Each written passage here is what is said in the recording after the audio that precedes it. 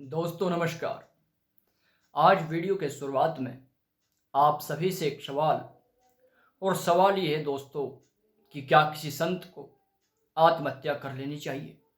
और दोस्तों दूसरा सवाल, जिस व्यक्ति ने अपने इस अनमोल जीवन को केवल कुछ बातों के कारण वहाँ पर आत्महत्या कर ली हो, जिस व्यक्ति ने, उस व्यक्ति को संत कहलाने का अधिकार नहीं होना चाहिए।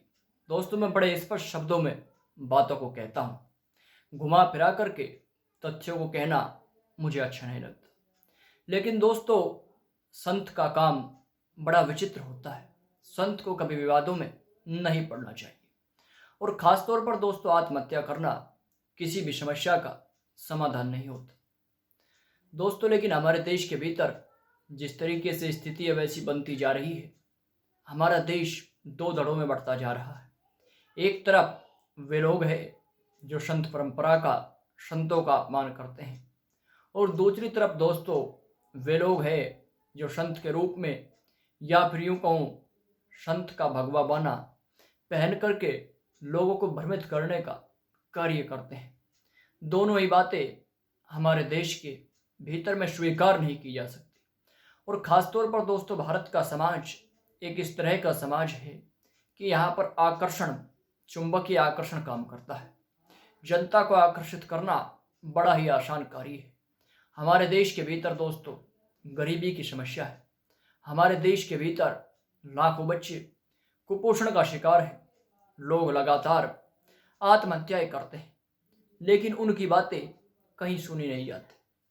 ना ही सरकारी तंत्र के पास इतना वक्त होता कि उनकी बातों को अहमियत दी जाए, और ना ही दोस्तों हमारे देश के भीतर जो खुद को तथाकथित समाज सेवी कहलाने वाला वर्ग है उसके पास ही वक्त होता कि उन गरीब बच्चों से, उन कुपोषित बच्चों से, या फिर यूँ कहूँ भूख के मारे जो पीड़ित लोग हैं उनसे मिल सके। लेकिन हमारे देश में संतों की खूब सेवा की जाती है। संत बनने के लिए हमारे देश में आपको किसी डिग्री की, किसी तथाकथित पढ़ाई की आवश्यकता नहीं होती। केवल एक ही पढ़ाई की आवश्यकता होती है, और वह है दोस्तों कि आप धर्म के विषय में प्रवचन देना जानते हो, या फिर यूँ कहूँ दोस्तों कि जनता आपकी अनुयायी होनी चाहिए। और हमारे देश के भीतर ऐसे अनेकों संत हैं जो आज दोस्तों जेलों के अंदर भी है, और तमाम ऐसे लोग भी हैं जो समाज की सेवा करने का एक बहाना भी दोस्तों बनाते हैं। और कुछ लोग ऐसे भी हैं, जिस तरीके से दोस्तों नरेंद्र गिरि जी के साथ हुआ, वास्तव में बहुत ही दुर्भाग्यपूर्ण घटना है। और इस पूरी घटना का जो आरोप लग रहा है दोस्तों वो आनंद गिरि पर लग रहा है, जो उनके सबसे करीबी सहयोगियों में से एक थे। दरअसल दोस्तों मैं आपको बताना चाहूँगा बांधवरी गद्दी को लेकर के दरअसल ये पूरा विवाद है। और यहाँ पर दोस्तों मैं आपको बताना चाहूँगा कि जो आनंद गिरि है उनका आरोप है कि जो अल्लाहपुर इलाके में दोस्तों तकरीबन 40 करोड़ रुपए की 8 बीघे के करीब ज़मीन वर्ष 2012 में नरेंद्र गिरि द्वारा सपा के तत्कालीन विधायक को दी गई, बेची गई। ऐसा आरोप दोस्तों आनंद गिरि ने लगाया है नरेंद्र गिरि जी पर, जो इस वक्त में हमारे बीच में नहीं है। लेकिन दोस्तों आखिर में जिस तरीके से बातें निकल करके सामने आ रही है, और सुसाइड नोट भी सामने आया है जिसमें नरेंद्र गिरि ने आनंद गिरि पर यह आरोप लगाया है कि आनंद गिरि ने उनके साथ विश्वासघात किया है, और उनकी फ़ोटो किसी लड़की के साथ, किसी महिला के साथ दिखा करके उनको समाज में बदनाम कर सकते थे। वहाँ पर आनंद गिरि जी, ऐसा नरेंद्र गिरि ने अपने सुसाइड नोट में लिखा है। लेकिन दोस्तों यदि एक संत है, उसने कुछ बुरा नहीं किया है, तो उसे कहीं ना कहीं अदालत की शरण में जाना चाहिए था। आत्महत्या करके सवालों की गुत्थी और गहरा गई। और कहीं ना कहीं दोस्तों जिस तरीके से जमीन विवाद पर भी महंत नरेंद्र गिरि ने उस वक्त में सफाई दी थी कि उन्होंने कोर्ट के सामने सारी बातें स्पष्ट तौर पर रख दी है। और दोस्तों कई लोगों का यहाँ पर मैं आपको बताना चाहूँगा, इस तरीके से भी दावा किया जा रहा है कि जो महंत थे वो इतना अधिक नहीं लिखते थे, यानी कि काफ़ी सीमित शब्दों में, कम बातों के जरिए वो संवाद करते थे।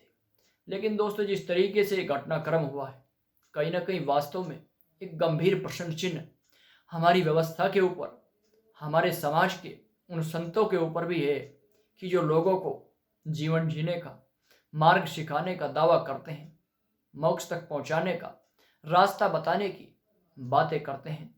दरअसल दोस्तों, ऐसे लोग किस तरीके से आत्महत्या कर लेते हैं, वास्तव में बड़ी विचित्र बात है। कहीं ना कहीं हमें इस पर विचार करना चाहिए कि संत की मानसिकता कैसी होनी चाहिए। संत वो होता है जिसके विचार दृढ़, समाज निर्माण के हो। लेकिन जब गद्दी को लेकर के और संपत्ति को लेकर के दोस्तों विवाद हो जाए, मैं यहाँ पर स्पष्टीकरण या फिर किसी एक व्यक्ति पर टिप्पणी नहीं कर रहा हूँ कि कौन इस हत्या के लिए जिम्मेदार है और किसने ऐसा क्यों किया। ये काम अदालत का है और पुलिस की जांच का ये संपूर्ण विषय है। लेकिन कहीं ना कहीं दोस्तों, जिस तरीके से यहाँ पर यदि मैं बात करूँ आनंद गिरी की, जो सीधे निकल करके राजस्थान के भिलवाड़ा से हरिद्वार पहुँचते हैं 10 से 12 साल की उम्र में, नरेंद्र जी की शरण में जाते हैं और फिर धीरे धीरे किस तरीके से वो अपनी सारी इच्छाओं को परवान चढ़ा देते हैं और आखिर में आकर के संपत्ति विवाद एक संत की आत्महत्या का एक तरीके से वहाँ पर मुख्य तौर पर कारण बनता है। कहीं ना कहीं काफ़ी गंभीर स्थिति इस वक्त में पूरे देश के भीतर है, क्योंकि वे लोग जो अपना आदर्श मानते थे यहाँ पर नरेंद्र गिरी जी को, उनके लिए बहुत ही गहरा आघात है, उनके लिए बहुत ही पीड़ादायक क्षण है। और दोस्तों, व्यक्तिगत तौर पर मुझे भी इससे बड़ी पीड़ा हो रही है। किसी भी व्यक्ति को आत्महत्या केवल इसलिए नहीं कर लेनी चाहिए कि उस पर झूठे आरोप लगाए जा रहे हैं, उसकी बदनामी हो। कहीं ना कहीं तथ्यों के साथ, साक्ष्यों के साथ कोर्ट में प्रस्तुत होना चाहिए था। इसके अलावा दोस्तों, मैं आपको बताना चाहूँगा कि वहाँ पर जिस तरीके से अपने तमाम शिष्यों की तारीफ नरेंद्र गिरी ने की है और ये कहा कि मेरे सभी शिष्य मेरी सेवा करते थे और मुझे पूरी तरीके से सहयोग किया। इसके अलावा दोस्तों, मैं आपको बताना चाहूँगा वहाँ पर कई लोगों पर आरोप लगाया है और आरोप लगाने में दोस्तों मैं आपको यहाँ पर नाम गिनवाना चाहूँगा। मुख्य तौर पर जिन लोगों का नाम यहाँ पर नरेंद्र गिरी ने दोस्तों माफ़ कीजिएगा लिया है, मैं आपको बताना चाहूँगा दोस्तों आधा प्रसाद, इसके अलावा दोस्तों संदीप और वे तमाम लोग जो इस पूरे घटनाक्रम में, इस पूरी घटना के पीछे जिम्मेदार थे, उनको सजा देने के लिए वहाँ पर कहा गया है कि कहीं ना कहीं मेरे साथ बहुत बड़ा धोखा हुआ है, मेरे साथ अन्याय किया गया है, इन लोगों को दंड मिलना चाहिए और भारत की न्याय प्रणाली को मेरे साथ न्याय करना चाहिए। लेकिन दोस्तों, वास्तव में इससे हमारी संत समाज के भीतर जो सभ्य संत है उनकी छवि को भी एक धब्बा लगेगा, क्योंकि अब लोग ये समझने लगेंगे कि जो अपने जीवन की भी रक्षा नहीं कर पाए वो हमें क्या संरक्षण देंगे, हमें जीवन जीने का क्या तरीका सिखाएंगे। दरअसल दोस्तों, मैं आपको बताना चाहूँगा आनंद गिरी के बारे में कि इन पर 2018 में भी ऑस्ट्रेलिया के भीतर में एक महिला के साथ छेड़छाड़ का एक आरोप लगा था, जिसके बाद दोस्तों इनके बीच में, और यहाँ पर मैं आपको बताना चाहूँगा नरेंद्र गिरी के बीच में मतभेद गहराया था और उसके बाद नरेंद्र गिरी जी ने अपनी जान को खतरा भी बताया था। हालांकि बाद में दोनों के बीच में संवाद के जरिए समस्या का समाधान हो गया था, लेकिन आखिर में एक संत को आत्महत्या करनी ही पड़ गई। और मई महीने में दोस्तों मैं आपको बताना चाहूँगा कि यहाँ पर आनंद गिरी को बाहर कर दिया गया था एक तरीके से मठ से, क्योंकि उन पर ये आरोप लगे थे कि संत ने, यानी कि आनंद गिरी ने अपने परिवार के लोगों से संबंध रखे हैं, क्योंकि संत का हमारे समाज में ये माना जाता है कि अपना कोई परिवार नहीं होता, बल्कि ये संपूर्ण समाज संत का परिवार होता है।